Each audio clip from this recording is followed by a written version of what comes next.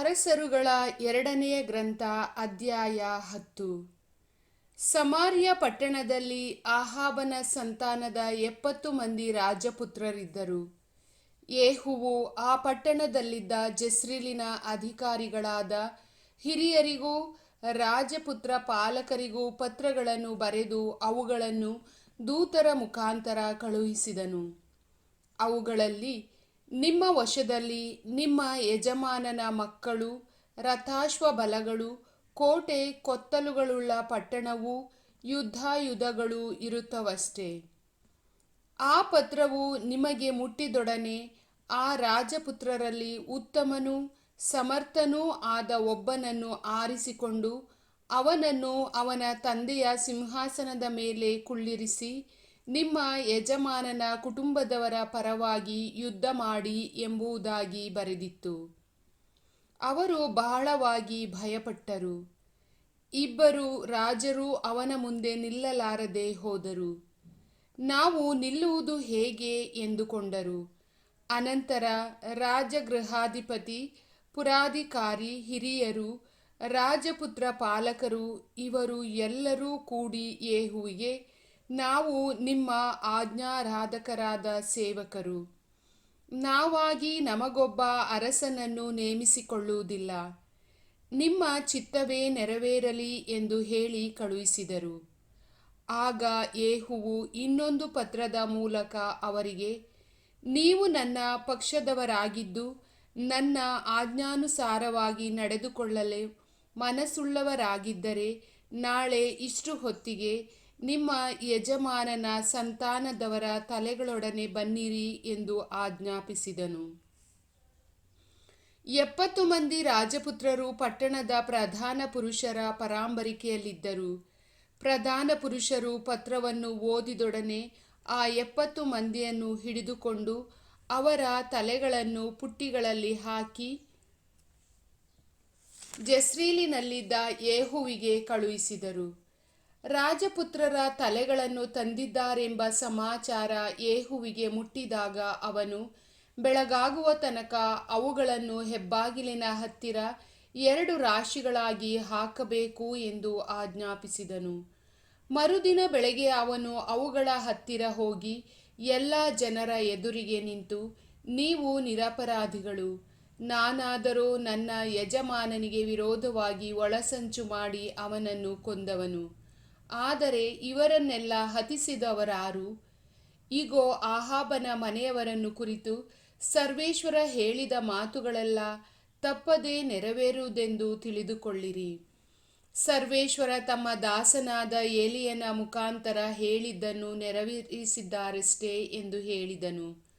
ಅನಂತರ ಅವನು ಜೆಸ್ರೇಲಿನಲ್ಲಿ ಉಳಿದ ಆಹಾಬನ ಕುಟುಂಬದವರನ್ನು, ಅವನ ಸರದಾರರು, ಆಪ್ತಮಿತ್ರರು, ಪುರೋಹಿತರು ಇವರನ್ನೂ ಸಂಹರಿಸಿದನು. ಒಬ್ಬನನ್ನೂ ಉಳಿಸಲಿಲ್ಲ. ಆಮೇಲೆ ಯೇಹುವು ಸಮಾರ್ಯಕ್ಕೆ ಹೊರಟು ಹೋದನು. ದಾರಿಯಲ್ಲಿ ಕುರುಬರ ಛತ್ರಕ್ಕೆ ಬಂದಾಗ ಯಹೂದ್ಯರ ಅರಸನಾದ ಅಹಜ್ಯನ ಸಹೋದರನನ್ನು ಕಂಡು, ನೀವು ಯಾರು ಎಂದು ಕೇಳಿದನು. ಅದಕ್ಕೆ ಅವರು, ನಾವು ಅಹಜ್ಯನ ಸಹೋದರರು, ರಾಜಪುತ್ರರನ್ನೂ ರಾಜಮಾತೆಯ ಮಕ್ಕಳನ್ನೂ ವಂದಿಸುವುದಕ್ಕಾಗಿ ಇಲ್ಲಿಗೆ ಬಂದಿದ್ದೆವು ಎಂದು ಉತ್ತರ ಕೊಟ್ಟರು. ಆಗ ಯೇಹುವು ತನ್ನ ಸೇವಕರಿಗೆ, ಅವರನ್ನು ಸಜೀವಿಗಳಾಗಿ ಹಿಡಿಯಿರಿ ಎಂದು ಆಜ್ಞಾಪಿಸಿದನು. ಅವರು ಅವರನ್ನು ಹಿಡಿದು ವಧಿಸಿ ಆ ಛತ್ರದ ಬಾವಿಯಲ್ಲಿ ಹಾಕಿದರು. ಅವರು 42 ಮಂದಿ ಇದ್ದರು. ಅವರಲ್ಲಿ ಒಬ್ಬನನ್ನೂ ಬಿಡಲಿಲ್ಲ.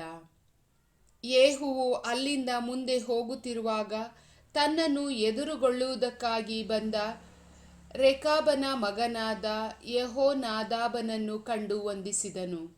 ನಿನ್ನ ವಿಷಯದಲ್ಲಿ ನನ್ನ ಮನಸ್ಸು ಯಥಾರ್ಥವಾಗಿರುವಂತೆ ನಿನ್ನ ಮನಸ್ಸು ಯಥಾರ್ಥವಾಗಿ ಇರುತ್ತದೋ ಎಂದು ಕೇಳಿದನು.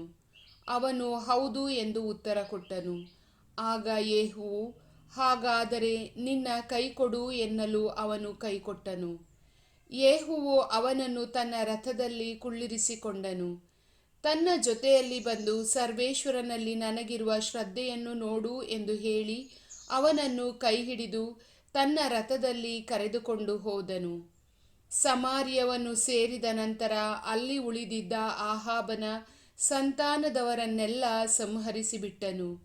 ಹೀಗೆ ಏಲಿಯನ ಮುಖಾಂತರ ಸರ್ವೇಶ್ವರ ಹೇಳಿಸಿದ ಮಾತು ನೆರವೇರಿತು. ತರುವಾಯ ಅವನು ಎಲ್ಲ ಜನರನ್ನು ಕೂಡಿಸಿ ಅವರಿಗೆ, ಆಹಾಬನು ಬಾಳ್ ದೇವತೆಯನ್ನು ಸ್ವಲ್ಪ ಮಾತ್ರ ಪೂಜಿಸಿದನು, ಯೇಹುವಾದರೋ ಅಧಿಕವಾಗಿ ಪೂಜಿಸಬೇಕೆಂದು ಇರುತ್ತಾನೆ. ಆದುದರಿಂದ ನೀವು ಬಾಳ್ ದೇವತೆಯ ಎಲ್ಲ ಪ್ರವಾದಿಗಳನ್ನು, ಭಕ್ತರನ್ನು, ಯಾಜಕರನ್ನು ನನ್ನ ಬಳಿಗೆ ಕರೆದುಕೊಂಡು ಬನ್ನಿ. ನಾನು ಬಾಳ್ ದೇವತೆಗಾಗಿ ಮಹಾಬಲಿಯನ್ನು ಸಮರ್ಪಿಸಬೇಕೆಂದಿರುತ್ತೇನೆ. ಆದುದರಿಂದ ಅವರಲ್ಲಿ ಒಬ್ಬನೂ ಬಾರದಿರಕೂಡದು, ಬಾರದವನು ಸಾಯಬೇಕು ಎಂದು ಹೇಳಿದನು. ಬಾಳ್ ದೇವತೆಯ ಭಕ್ತರನ್ನು ಸಂಹರಿಸಬೇಕೆಂದು ಈ ಯುಕ್ತಿಯನ್ನು ಮಾಡಿದನು. ಇದಲ್ಲದೆ ಅವನು ದೂತರ ಮುಖಾಂತರ ಬಾಳನ ಎಲ್ಲ ಭಕ್ತರು ತಮ್ಮನ್ನು ಶುದ್ಧಪಡಿಸಿಕೊಂಡು ಜಾತ್ರೆಗೆ ಬರಬೇಕು ಎಂದು ಇಸ್ರಾಯೇಲರ ಸಮಸ್ತ ಪ್ರಾಂತ್ಯಗಳಲ್ಲಿ ಪ್ರಕಟಿಸಿದನು. ಆಗ ಬಾಳ್ ದೇವತೆಯ ಭಕ್ತರಲ್ಲಿ ಒಬ್ಬನೂ ತಪ್ಪದೆ ಎಲ್ಲರೂ ಕೂಡಿ ಬಂದುದರಿಂದ ಬಾಳನ ದೇವಸ್ಥಾನ ಸಂಪೂರ್ಣವಾಗಿ ತುಂಬಿತು. ಯೇಹುವು ವಸ್ತ್ರಾಗಾರದ ಅಧಿಪತಿಗೆ, ಬಾಳ್ ದೇವತೆಯ ಭಕ್ತರೆಲ್ಲರಿಗೂ ಪೂಜಾ ವಸ್ತ್ರಗಳನ್ನು ಕೊಡು ಎಂದು ಆಜ್ಞಾಪಿಸಲು ಅವನು ತಂದುಕೊಟ್ಟನು.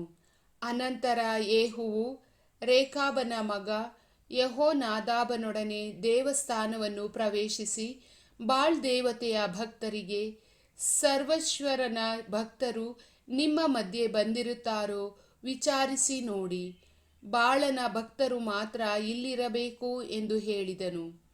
ಆಮೇಲೆ ಅವರು ದಹನ ಬಲಿ ಯಜ್ಞಗಳನ್ನು ಸಮರ್ಪಿಸುವುದಕ್ಕೆ ಹೋದರು. ಇದಕ್ಕೆ ಮೊದಲೇ ಅವನು ದೇವಸ್ಥಾನದ ಹೊರಗೆ 80 ಮಂದಿಯನ್ನು ಕಾಯುವುದಕ್ಕಾಗಿ ಇರಿಸಿ ಅವರಿಗೆ, ನಾನು ಯಾರನ್ನು ನಿಮ್ಮ ಕೈಗೆ ಸಿಕ್ಕುವ ಹಾಗೆ ಮಾಡುವೆನೋ ಅವರಲ್ಲಿ ಒಬ್ಬನನ್ನೂ ಬಿಡಬೇಡಿ, ಬಿಟ್ಟರೆ ಅವನ ಪ್ರಾಣಕ್ಕೆ ಬದಲಾಗಿ ನಿಮ್ಮ ಪ್ರಾಣವು ಹೋಗುವುದು ಎಂಬುದಾಗಿ ಆಜ್ಞಾಪಿಸಿದ್ದನು. ದಹನ ಬಲಿಯನ್ನು ಅರ್ಪಿಸಿದ ಕೂಡಲೇ ಯೇಹುವು ಕಾವಲುಗಾರರಿಗೂ ಸೇನಾಪತಿಗಳಿಗೂ, ಒಳಗೆ ಹೋಗಿ ಅವರನ್ನೆಲ್ಲ ಸಂಹರಿಸಿರಿ, ಒಬ್ಬನು ತಪ್ಪಿಸಿಕೊಳ್ಳಕೂಡದು ಎಂದು ಹೇಳಿದನು. ಅವರು ಒಳಗೆ ಹೋಗಿ ಅವರನ್ನು ಕತ್ತಿಯಿಂದ ಕೊಂದು ಅವರ ಶವವನ್ನು ಹೊರಗೆ ಹಾಕಿದರು. ಬಾಳ್ ದೇವತೆಯ ದೇವಸ್ಥಾನಕ್ಕೆ ಸೇರಿದ ಕೇರಿಯನ್ನು ಪ್ರವೇಶಿಸಿ ಅಲ್ಲಿನ ವಿಗ್ರಹ ಸ್ತಂಭಗಳನ್ನು ತೆಗೆದುಕೊಂಡು ಬಂದು ಸುಟ್ಟುಬಿಟ್ಟರು. ಇದಲ್ಲದೆ ಬಾಳ್ ದೇವತೆಯ ವಿಗ್ರಹ ಸ್ತಂಭವನ್ನು ದೇವಸ್ಥಾನವನ್ನು ಕೆಡವಿ ಹಾಳು ಮಾಡಿದರು. ಅಂದಿನಿಂದ ಇಂದಿನವರೆಗೂ ಆ ಸ್ಥಳವನ್ನು ಶೌಚಕ್ಕಾಗಿ ಉಪಯೋಗಿಸುತ್ತಾರೆ. ಹೀಗೆ ಯೇಹುವು ಇಸ್ರಾಯೇಲರಲ್ಲಿ ಬಾಳನ ಪೂಜೆಯನ್ನು ನಿಲ್ಲಿಸಿದನು. ಆದರೂ ಅವನು ಇಸ್ರಾಯೇಲರನ್ನು ಪಾಪಕ್ಕೆ ಪ್ರಚೋದಿಸಿದ ನೆಬಾಟನ ಮಗ ಯೆರೋಬಾಮನ ಮಾರ್ಗವನ್ನು ಕೈಬಿಡದೆ ಬೇತೇಲ್, ದಾನ್ ಎಂಬ ಊರುಗಳಲ್ಲಿದ್ದ ಚಿನ್ನದ ಹೋರಿಕರಗಳನ್ನು ಪೂಜಿಸುತ್ತಿದ್ದನು. ಸರ್ವೇಶ್ವರ ಯೇಹುವಿಗೆ, ನೀನು ನನ್ನ ದೃಷ್ಟಿಗೆ ಸರಿಯಾದುದನ್ನು ನಡೆಸಿ ನನ್ನ ಮೆಚ್ಚುಗೆಯನ್ನು ಪಡೆದೆ. ಆಹಾಬನ ಮನೆಯವರನ್ನು ಕುರಿತು ನನ್ನ ಚಿತ್ತವನ್ನು ನೆರವೇರಿಸಿದೆ. ಆದುದರಿಂದ ನಿನ್ನ ಸಂತಾನದವರು 4ನೆಯ ತಲೆಯವರೆಗೂ ಇಸ್ರಾಯೇಲ್ ಸಿಂಹಾಸನದ ಮೇಲೆ ಕುಳಿತುಕೊಳ್ಳುವರು ಎಂದು ಹೇಳಿದರು. ಆದರೆ ಅವನು ಇಸ್ರಾಯೇಲ್ ದೇವರಾದ ಸರ್ವೇಶ್ವರನ ಧರ್ಮಶಾಸ್ತ್ರವನ್ನು ಪೂರ್ಣ ಮನಸ್ಸಿನಿಂದ ಕೈಗೊಳ್ಳುವುದಕ್ಕೆ ಪ್ರಯತ್ನಿಸಲಿಲ್ಲ. ಇಸ್ರಾಯೇಲರನ್ನು ಪಾಪಕ್ಕೆ ಪ್ರಚೋದಿಸಿ ಯೆರೋಬಾಮನ ಮಾರ್ಗವನ್ನು ಬಿಡಲಿಲ್ಲ. ಆ ಕಾಲದಲ್ಲಿ ಇಸ್ರಾಯೇಲರನ್ನು ಸರ್ವೇಶ್ವರ ಕುಗ್ಗಿಸತೊಡಗಿದರು.